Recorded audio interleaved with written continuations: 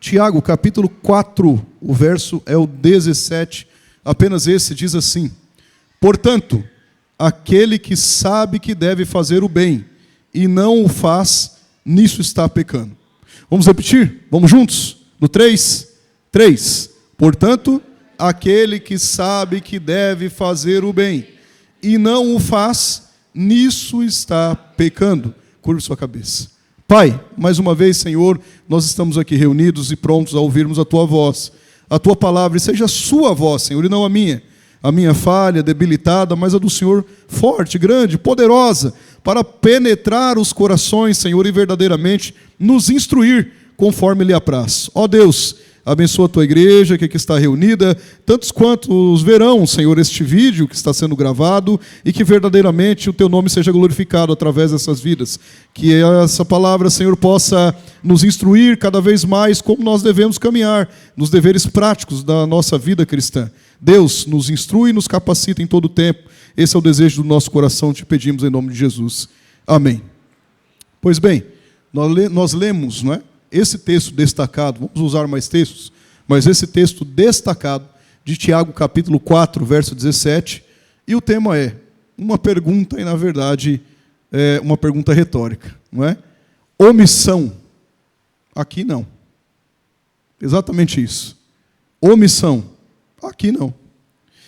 Veja, queridos irmãos, a falta de comprometimento é uma das principais, veja bem, uma das principais causas de conflitos, de insatisfações, sejam estas no relacionamento interpessoal, sejam estas no campo talvez até familiar, sejam estas no campo profissional. Então veja, esse comportamento exatamente da falta de comprometimento reflete uma ausência de disposição para investir tempo, reflete uma ausência de disposição para investir energia, reflete uma ausência de disposição para envolver emoções das mais variadas que vocês possam imaginar, prejudicando inclusive o vínculo entre as pessoas, é um relacionamento interpessoal na questão horizontal e gerando uma série de consequências negativas. Então, ao longo desse texto, nós vamos explorar exatamente o quê? O impacto da falta de comprometimento e como isso pode afetar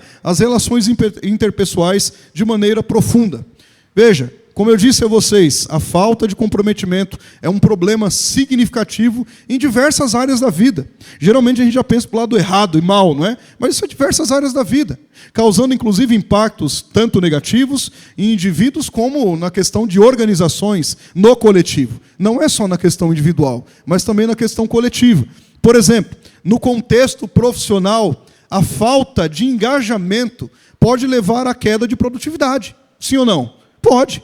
A falta de engajamento, desaguando na falta de qualidade do próprio trabalho. E o trabalho não se desenvolve porque, às vezes, há falta de comprometimento. Estou falando no aspecto profissional.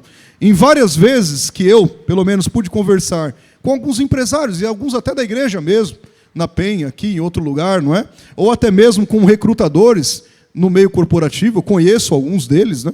Alguns recrutadores que pedem até uma indicação a respeito de uma área específica, de quem contratar, e geralmente eles olham para dentro da igreja e falam, você não tem alguém lá, não é? Que possa indicar, que você possa mandar aqui para que a gente contrate, nós estamos precisando, em determinada área, em determinado serviço, seja ele específico ou não é? Ou mais geral, mas eu tenho sempre contato com esse tipo de pessoa, com essas pessoas, que por vezes me perguntam, você não tem alguém lá? Uma boa indicação? Agora, quase sempre, eu ouço dessas pessoas, sejam eles recrutadores, sejam eles empresários, eles falam assim, olha, sabe o que é? Eu estou pedindo uma indicação para você ou para quem quer que seja, não é? Dentro dos aspectos, e com certeza você já foi alvo disso também. Sabe o que é? Eu estou pedindo uma indicação porque está cada vez mais difícil encontrar pessoas dispostas a trabalhar com comprometimento. Pessoas dispostas a trabalhar com comprometimento. E até mesmo dentro da própria igreja. Às vezes falam isso, esses recrutadores, esses empresários, seja em qualquer ramo, não é? Contudo, esta crise ela não é exclusiva só na sociedade. Essa crise não é exclusiva só no ambiente profissional. Essa crise não é exclusiva só na questão familiar, ela também afeta a igreja. Ela afeta a igreja de Cristo Jesus, claro. Essa epístola aqui de Tiago foi possivelmente aqui um dos primeiros livros do Novo Testamento, né, escrito lá por volta de 45 a 50 depois de Cristo, provavelmente escrito em Jerusalém. E essa epístola, esse livro, né, se você quiser chamar assim, é um grande desafio para todos os cristãos. Por quê? Pois ele é objetivo. Tiago, assim como Paulo, até mais Tiago, nas leituras que nós fazemos, ele é muito objetivo, ele é muito prático. Ou seja, Tiago ele vai direto ao ponto do que nós chamamos do que é viver, o que se crê, não é? Olha, nós cremos nisso, então viva isso. Tiago fala exatamente isso. Em vários cenários nós vemos aqui, e parece até que ele é um tanto quanto truculento, mas não. É uma característica específica de Tiago, não é? A exortação de Tiago aqui é para não nos acomodarmos. A exortação é essa, para nós estarmos vigilantes, nos orientando, inclusive, a questões práticas, na forma do que nós estamos comprometidos, é claro, com o Evangelho de Cristo Jesus e nos seus desdobramentos. A maior parte da Epístola de Tiago está falando de questões práticas, da vivência cristã. Ele foca muito nos ensinamentos de Jesus no Sermão da Montanha. Eu já disse a vocês, capítulo 5 ao capítulo 7 de Mateus, é uma mini-bíblia dentro da Bíblia, não é? Todo cristão deveria ler. E Tiago é um desses que bebe desta fonte, do Sermão da Montanha, que é um ensino prático de Jesus, para corroborar aqui em sua epístola e falar exatamente dessa objetividade que ele fala em relação à igreja de Cristo, não é? Então, o conhecimento aqui, sem prática, é imputado ao homem como um grande pecado. É isso que ele está dizendo nesse texto que nós acabamos de ler. Conhecimento, sem praticar esse conhecimento, é um pecado. Pecado de omissão. Omitir, ser omisso, né, em relação a essas coisas, é um pecado. O próprio Paulo também dizia isso, né, em certo texto. Ele fala, olha, se alguém sabe o que deve fazer e não faz, comete pecado. Ou seja, aquilo que eu deveria fazer e não faço, eu peco. Mas isso não é algo do Paulo, isso é algo de todos nós. Às vezes a gente enxerga o Paulo lá longe, né? Fala, isso aí foi só para aquela época. Não, é para nós mesmos, mesmo cristãos. No dia a dia da vida, nós passamos por inúmeras dificuldades e acaba-se até vivenciando uma questão como essa aqui. Então, Tiago, ele reverte o princípio pela qual ele começou nessa epístola. Nada mais prejudica a alma do que impressões desperdiçadas. Algo que nós vemos, sabemos e não fazemos. Não é nem o fazer. Fazer é ativo, tá certo? O não fazer, o cruzar os braços. É mais ou menos isso que ele está dizendo aqui. Então nós vemos aqui o tema consistente e enfático da carta. A ideia de que a fé genuína ela é provada pela ação. Vocês já devem ter ouvido o texto, inclusive lido, a fé sem obras é morta. Tiago é enfático nessa questão. Ele está mais uma vez falando isso nesse texto aqui. Então, por mais elevada, por mais ortodoxa que seja a nossa visão, e vou falar até no meio reformado mesmo, por mais elevada, mais ortodoxa que seja a nossa visão a respeito da vontade preceptiva de Deus, a respeito da palavra de Deus, a Bíblia, palavra revelada de Deus, o fato de nós não cumprirmos exatamente o que está aqui, mesmo nas nossas debilidades, não é? Nós nem nos esforçarmos, mas, na verdade, omitirmos essa questão, mostra ao mundo que nós não damos, aliás, a importância devida ao que nós cremos. Porque se cremos e não praticamos, logo somos omissos. Ok? É o que Tiago está falando aqui. Então, hoje eu quero refletir com vocês de uma forma bem breve, objetiva, como o Tiago, de uma forma bem clara sobre a importância de nós assumirmos a responsabilidade pessoal, veja bem, como um princípio fundamental de vida. E, ao mesmo tempo, demonstrar o alto preço que as gerações futuras, não é, pagarão por conta da omissão espiritual. O alto preço que elas pagarão. Se não, vejamos. Em primeiro lugar, refletirmos, veja bem, o ideal de Deus, aquilo que Deus quer, refletirmos o ideal de Deus no tocante à responsabilidade pessoal, é exatamente dizer não à omissão. Omissão não. Refletirmos o que Deus quer no tocante à responsabilidade pessoal, primeiro individual, veja bem, é dizer não à omissão, se nós refletirmos a respeito disso. Se nós entendermos isso. A responsabilidade pessoal, ela pode ser definida como a capacidade, ela pode ser definida como o compromisso de cada indivíduo. Cada indivíduo. Primeiro no individual, de assumir e responder pelas suas próprias ações, pelas suas próprias decisões, pelas suas questões, em qualquer que seja o âmbito, mas no aspecto prático. Como criaturas feitas aqui à imagem de Deus, nós podemos, é claro, desenvolver responsabilidade pessoal como um atributo que traz dignidade à nossa vida. Então veja, quando nós somos responsáveis, exatamente essa palavra, quando nós somos responsáveis, nós refletimos o ideal de Deus, porque Deus quer que nós sejamos responsáveis. Percebe isso? Quando nós caminhamos nesse sentido de responsabilidade pessoal, naturalmente nós glorificamos a Deus. Nós obedecemos aquilo que conhecemos como mandato cultural. Talvez você já tenha ouvido falar nisso. O mandato que Deus deu, estabeleceu, tá certo? Mandato cultural, a sua natureza santa do mandato cultural. Então, ser responsável, nada mais, nada menos, envolve disposição de cumprir deveres e obrigações. Resolver, inclusive, problemas, reconhecer erros e agir com integridade. O Alexandre falando aqui no momento de ofertório, nós nem combinamos isso, ele estava dizendo, me remete à mente o dia da profissão pública de fé, que nós temos direitos, claro, mas nós temos também deveres. Não está desassociado uma coisa da outra. Tiago está falando isso para a igreja cristã. Ele está falando exatamente que nós devemos reconhecer, agirmos com integridade, sem transferir a culpa da responsabilidade para outras pessoas ou cenários e circunstâncias. É isso que ele está dizendo. Romanos capítulo 14, verso 12 diz assim: assim cada um de nós dará conta de si mesmo diante de Deus. Cada um de nós. Eu não olho o meu irmão e falo, é ele, não. Cada um de nós faça uma análise introspectiva. É sobre isso que o Tiago está dizendo. Então, em nosso contexto cristão, responsabilidade pessoal também está, veja bem, também, além disso que eu falei, também está associada ao chamado de Deus para cada um dos eleitos. Não pense que não.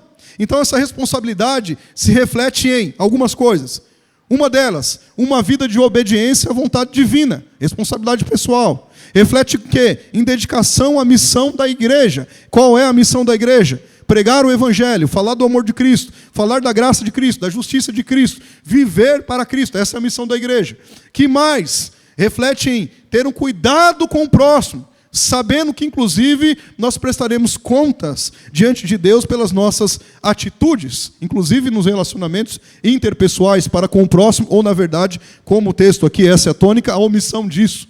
Saber o que deve fazer e não auxiliar. A omissão disso. Então, uma vez que nós somos salvos, ou fomos salvos da condenação pela fé em Cristo Jesus, nós fomos revestidos do novo homem. A nossa natureza em Cristo, a nova natureza, está intrínseca exatamente naquilo que nós fazemos. Como é que nós temos uma nova natureza e podemos ser omissos na responsabilidade em qualquer coisa que você esteja imaginando nesse sentido, e nesse momento agora que está me ouvindo, em relação ao Evangelho? Como é que nós vamos ser omissos nisso? Para nós vivermos uma vida de constante santificação e aperfeiçoamento, ora, onde nós vamos conformando a vontade do Pai, nos conformando à vontade do Pai, nós devemos dia após dia exatamente fazer o que Colossenses capítulo 3, verso 10 diz. E vos revestistes do novo homem, que se renova para o pleno conhecimento, segundo a imagem daquele que o criou. Nós refletimos e somos conformados dia a dia à imagem e à semelhança de Cristo Jesus. A essência do caráter de Cristo Jesus em não se omitir dia a dia. Então veja, isso deve nos conduzir naturalmente a vivermos aqui uma vida para a glória de Deus, ou não? Isso deve nos conduzir de forma natural. Não precisa fazer nenhum esforço em relação a isso. Isso deve nos fazer viver uma vida para a glória de Deus. Em consciência, não é? Nenhum ser humano estará dentro do reino de Deus se não estiver hoje se fazendo a seguinte pergunta. Qual é a seguinte pergunta? Eu estou vivendo para a glória do Rei Jesus nas questões da minha responsabilidade pessoal? Eu estou vivendo? E você não precisa me responder. É uma pergunta, para mim, retórica, talvez para você introspectiva, nesse sentido, mas faça-se essa pergunta. Será que eu estou vivendo para a glória de Deus no tocante à minha responsabilidade, ao meu compromisso pessoal? Será?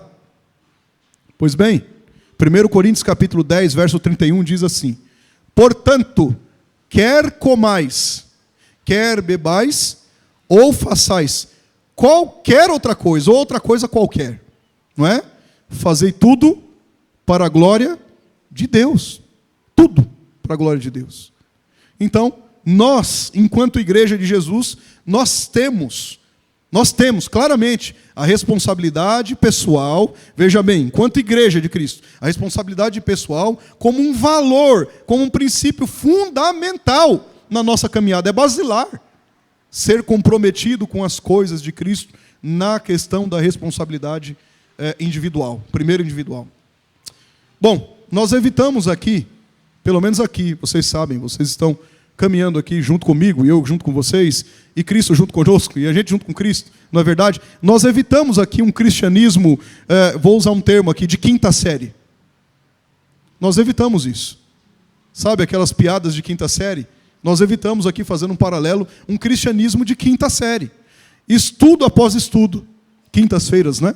Domingo após domingo e várias outras reuniões, PGs e etc. A palavra é ensinada fielmente, ou não? A palavra é ensinada fielmente. A fim de quê? De nós compreendermos exatamente como cada um de nós podemos, de fato, sermos aperfeiçoados pela palavra, como discípulos de Jesus, dia após dia, domingo após domingo, quinta após quinta, segunda após segunda, terça, quarta, quinta, e todos os dias nós estamos sendo nutridos com as Escrituras sagradas para experimentarmos o quê? Uma fé racional, uma fé consciente e uma fé emancipada da falta de responsabilidade. Percebe isso? Então é isso que o cristão deve fazer. Bom, se você é membro aqui nessa comunidade, IP Moeb, Carrão, tá certo? Se você é membro aqui nessa comunidade de fé, ou até mesmo, quem sabe, está sendo gravado ali, alguém possa e queira se tornar um membro dessa comunidade de fé, saiba que a todo momento nós confiamos que os nossos irmãos estão fazendo o seu melhor para glorificar a Deus. Confiamos plenamente que os irmãos estão fazendo o melhor para glorificar a Deus. E sempre os orientamos a se dedicarem cada vez mais no reino do Altíssimo. Claro, crescendo na graça, no conhecimento, mas ao mesmo tempo exortamos também com esta mesma palavra quando nós observamos algum procedimento que não é compatível com a fé em Cristo Jesus no tocante à responsabilidade. Veja, isso é ser chamado à responsabilidade. O chamado à responsabilidade é exatamente isso. Não é outra coisa. Até porque, quando Jesus colocou à prova os que queriam segui-lo, agora não é mais numa comunidade, numa esquina da Comendador Gil Pinheiros com a São Brás. Não é mais só isso agora. Eu estou falando que quando as pessoas falaram que queriam seguir Jesus, Jesus mesmo nos mostra uma lição preciosa acerca de prioridades e responsabilidades. Veja bem. Prioridades e responsabilidade. Está lá em Lucas, capítulo 9, verso 57 ao 62. Lucas 9, 57 ao 62. Vai por aqui, ó. Olha o que Jesus disse. Indo eles caminho fora, alguém lhe disse para Jesus: seguir-te-ei para onde quer que fores. Mas Jesus lhe respondeu: bom, as raposas têm seus covis, e as aves dos céus ninhos, mas o Filho do Homem não tem onde reclinar a cabeça. A outro, disse Jesus, segue-me. Ele, porém, respondeu: permite-me ir primeiro sepultar o meu pai. Prioridades e responsabilidades. Veja o que Jesus está falando. Mas Jesus insistiu: deixa os mortos sepultar os seus próprios mortos. Tu, porém, vai e prega o reino de Deus. Outro lhe disse, outro já, seguir-te-ei, Senhor, mas deixa primeiro despedir-me dos de casa. E olha o que ele disse. Mas Jesus replicou: ninguém que, tendo posto a mão no arado e olha para trás, é apto do reino de Deus. Prioridade e responsabilidades. Jesus estava falando isso. Refletirmos aquilo que é ideal para Deus, revelado em sua vontade, refletirmos o ideal de Deus no tocante à responsabilidade pessoal, individual primeiro, é exatamente dizer não à omissão. É exatamente isso. Mas, em segundo lugar, refletirmos a retidão de Deus. Veja bem agora. Refletirmos a retidão de Deus no tocante a sermos íntegros é dizer não à omissão. Uma coisa é responsabilidade pessoal. Outra coisa é integridade. Entenda o conceito de integridade, do que será citado e falado aqui no texto. A responsabilidade pessoal, ela está profundamente ligada à integridade, não tem desassociação. Eu não estou falando de pecar, nada disso, nem entrei em martiologia. Estou falando de uma coisa que não está desassociada. A responsabilidade individual ela anda de mão dada com a integridade, pois ambas fazem o quê? Envolvem um compromisso com a verdade em todas as áreas. Claro, a integridade corresponde ao valor interior de ser íntegro e de viver pelos princípios estabelecidos. Ok? Então veja, a responsabilidade é a integridade sendo aplicada em cada detalhe da vida. É exatamente isso. A responsabilidade é isso. É a integridade sendo aplicada em cada detalhe da vida, né, que nós temos. Provérbios capítulo 10, verso 19, nos diz assim: quem anda com integridade, ou em integridade, anda seguro, mas quem segue por caminhos tortuosos, não, será descoberto. E esse descoberto é de cobertura. As pessoas que gostam de falar de cobertura espiritual, né? Não, pastor, cobertura. Eu não tenho cobertura espiritual com nenhum de vocês, nós estamos cobertos pelo sangue de Cristo, ok? É nesse sentido aqui. Nós oramos uns pelos outros, mas é o sangue de Cristo que nos cobre. É nesse ponto aqui. Então, quando uma pessoa assume as suas responsabilidades pelas suas ações, ela demonstra a integridade, aceitando as consequências das escolhas e buscando agir de forma ética, mesmo quando ninguém está vendo. Percebe? Eu não estou falando que nós não derrapamos ou pisamos na jaca, como a turma diz, aqueles lá que estão no fundo, ó, os adolescentes. Não é sobre isso. Eu estou dizendo que é isso, mas orientados pela palavra de Deus, olharmos para Cristo e falar: Senhor, me ajuda aqui, para que eu avance. Eu sei que o Senhor é um Deus santo e eu sou pecador. Me ajude com isso. Veja, assim sendo, viver com responsabilidade pessoal significa viver com integridade, honrando inclusive a Deus e ao próximo, fazendo o que é certo, independentemente da circunstância pessoal que nós temos. Miqueias, capítulo 6, verso 8. Diz assim: Ele te declarou, homem, o que é bom, e o que é que o Senhor requer de ti, senão que pratiques a justiça, e ames a misericórdia, e andes humildemente com teu Deus? O que o Senhor requer, senão isso? Responsabilidade com integridade. Queridos irmãos, a omissão, veja bem, omissão, ela é a triste doença que aflige aqueles que não vivem com integridade. A omissão é isso. Como eu mencionei aqui na introdução dessa nossa conversa, desse sermão, a crise de responsabilidade pessoal não é um assunto de fora, só lá do ambiente corporativo, não é? Não, mas também que pode ser observado, inclusive, entre nós, entre aqueles que professam a fé em Cristo Jesus. A ética cristã não nos conclama, na verdade, né, a sermos íntegros e responsáveis, expressando com isso a glória da salvação que Deus nos deu, que nós recebemos. Mateus capítulo 5, verso 48, diz assim: portanto, sejam perfeitos, como é perfeito o Pai de vocês que está nos céus. Agora, essa perfeição aqui, naturalmente, não é a perfeição que Deus tem. Claro que não, nós somos pecadores. Nós estamos caminhando ainda com natureza pecaminosa. Um dia não teremos mais o pecado no corpo. Será extirpado, é verdade. No dia da glorificação, do retorno de Cristo, à sua igreja. Mas uma vez que a caminhada cristã ela é marcada pela imperfeição, prazer, você é mais um imperfeito como eu, ok? A caminhada cristã é marcada pela imperfeição. Nenhum cristão será salvo pela sua integridade. Vocês estão entendendo? Embora nós temos que ter responsabilidade e integridade, nenhum cristão será salvo pela integridade. Está escrito lá, pela integridade sois salvos. É assim? Não é isso que está escrito. Pois nós somos salvos pelo sacrifício perfeito de Cristo Jesus e seu sangue vertido na cruz do Calvário. Agora veja, tem um mais aí, tem um porém, tem um todavia. Mas todos aqueles que passaram pela cruz, no sentido salvífico, abraçam as suas responsabilidades pessoais, abraçam a integridade como missão, a fim de honrar o Salvador. Percebe?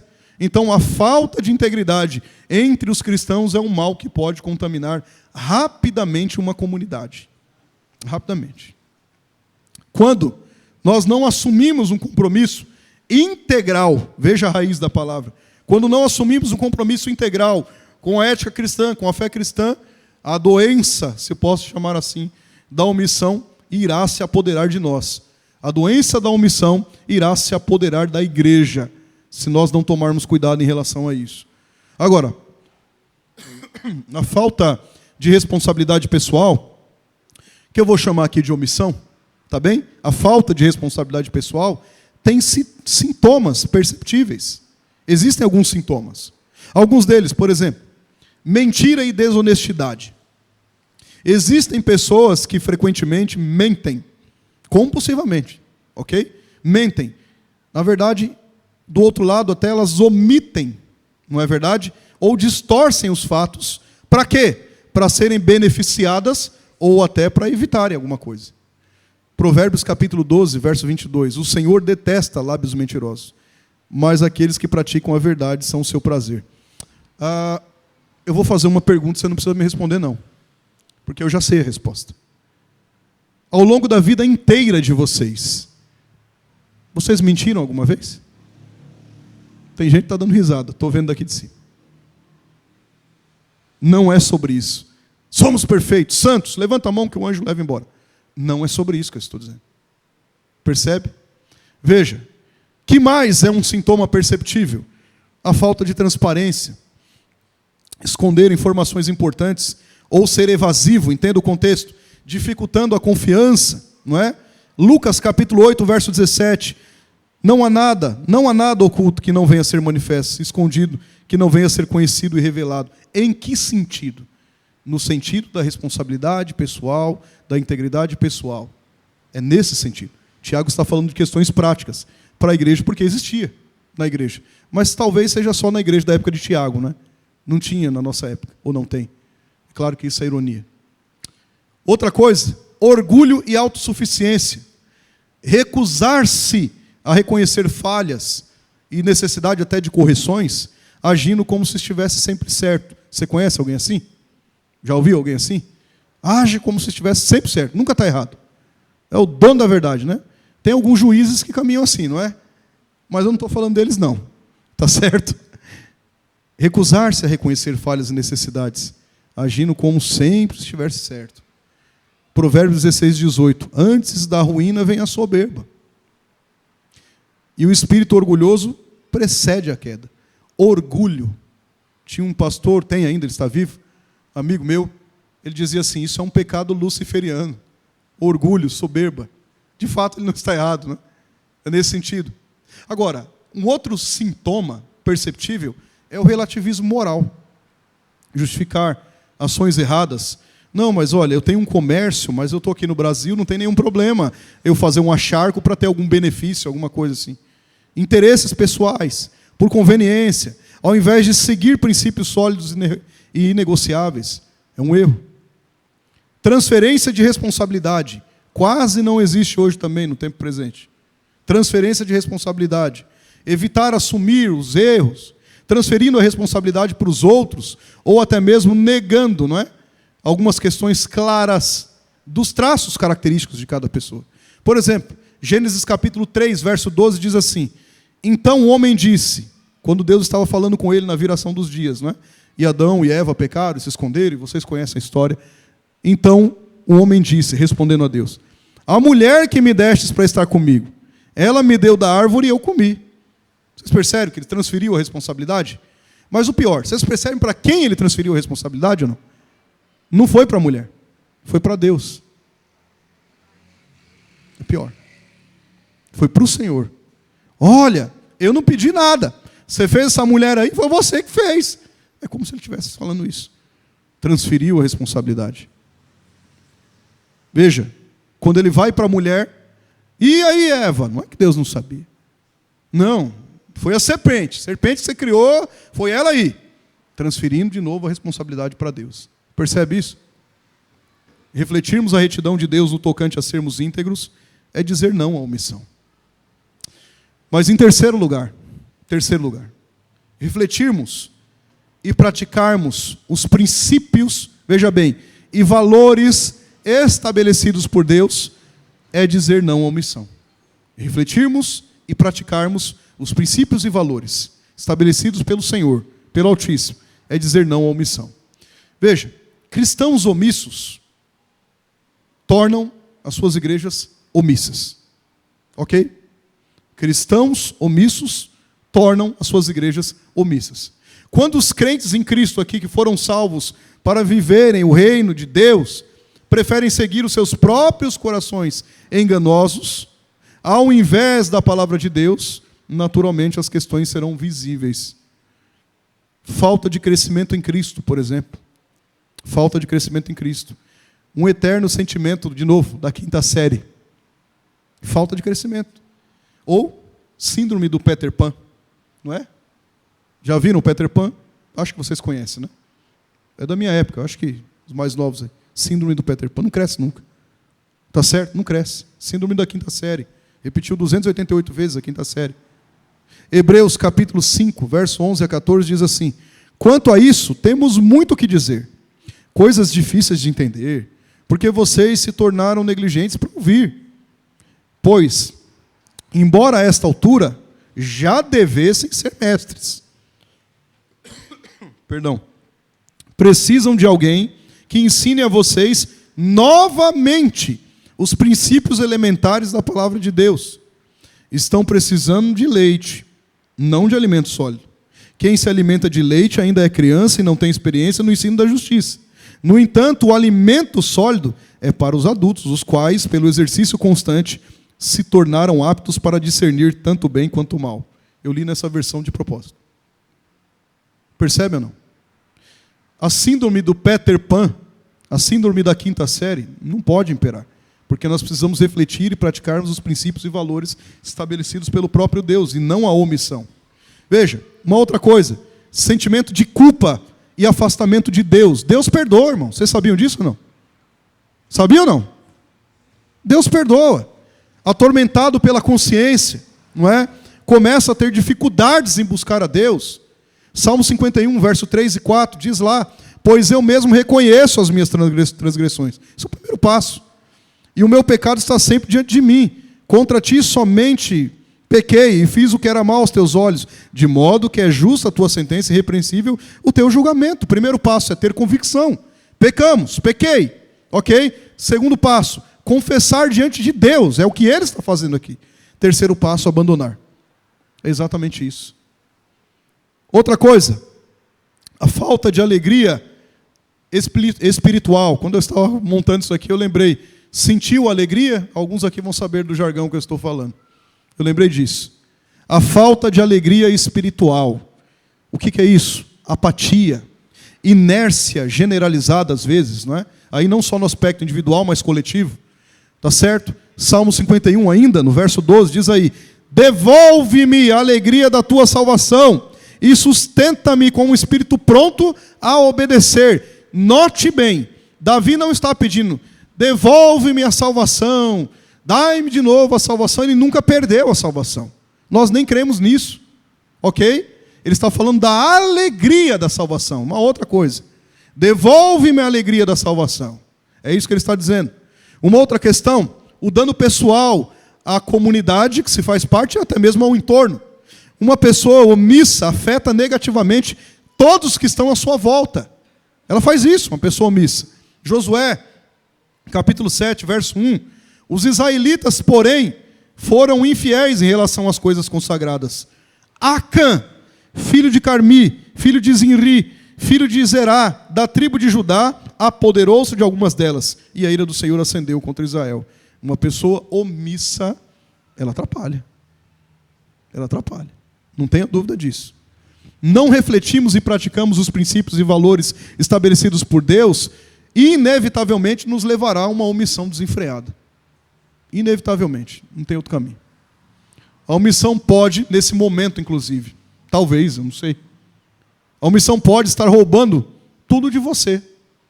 Tudo de você, tudo. Por exemplo, projetos podem estar sendo, quem sabe, abortados por conta da omissão. Por conta da omissão, sonhos desfeitos. Por conta da omissão, pior de tudo, né? A sua própria vida com Cristo estar sendo sufocada. Sufocada. Pode acontecer isso. Por conta da recusa em crescer e em viver para a glória de Deus. Cada segundo que se passa, não é? Cada segundo, cada momento, cada tempo que que se passa de não glorificarmos a Deus conscientemente, veja bem, é um segundo perdido que não voltará mais. Não voltará mais. Tem oportunidades que nós nos debruçamos na palavra, sentamos para aprender, que talvez não voltem mais.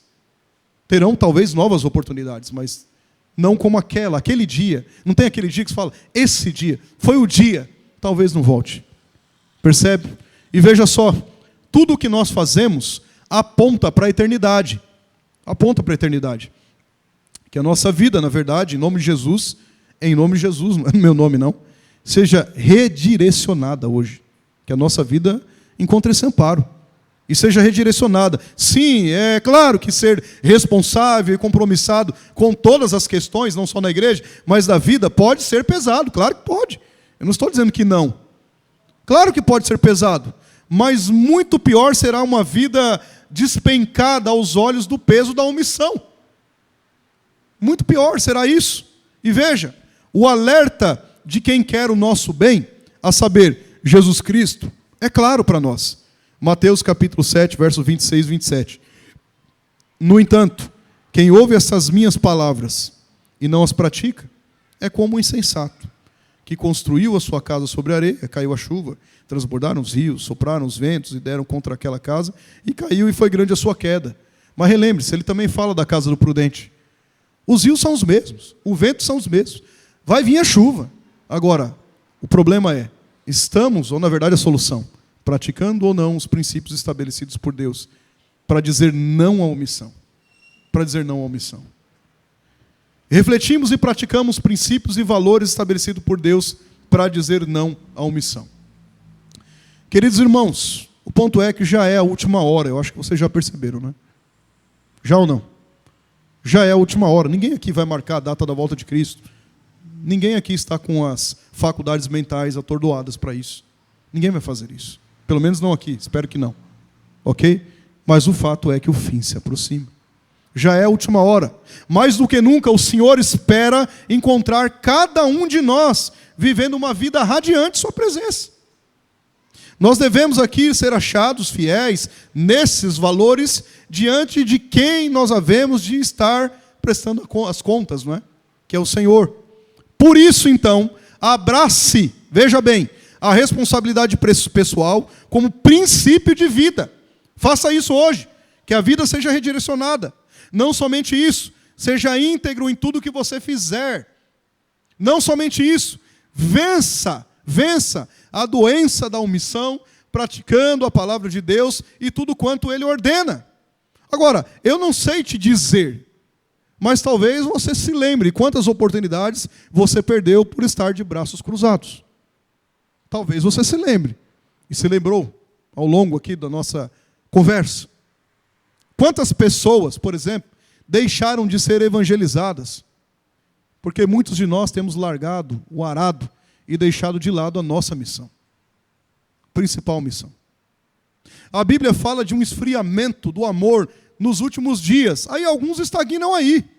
Não, mas a Bíblia falou do esfriamento do amor. Nós não podemos simplesmente assumir a inevitabilidade dos fatos para colocar uma desculpa para não cumprirmos, não nos comprometermos integralmente com o Evangelho de Jesus.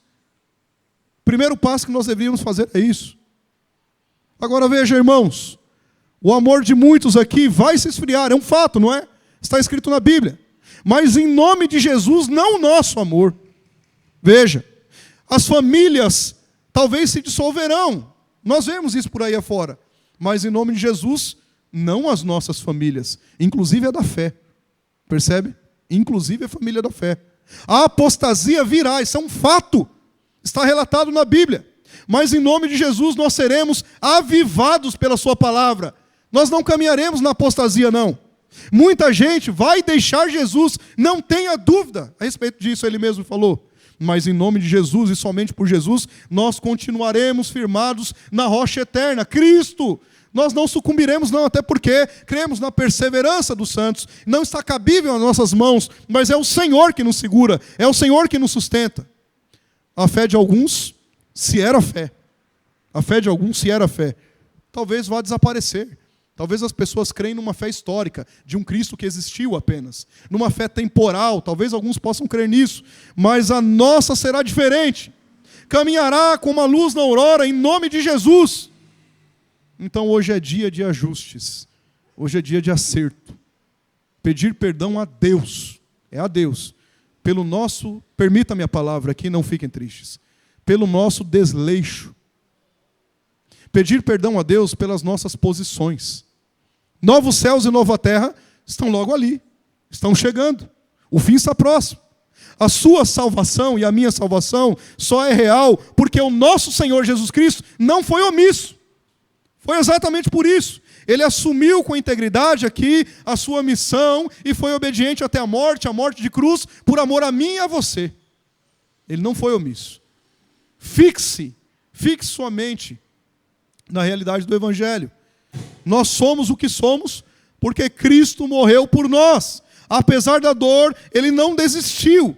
Nada moveu Cristo da sua posição e da sua obediência total. É a causa da nossa salvação. Isso, irmãos. Não somente isso. É esse poder da vida infinita do Salvador ressuscitado que nos sustenta. É esse poder. Por esse poder, nós podemos fazer tudo para a glória de Deus. E assim cumprirmos cabalmente a nossa missão.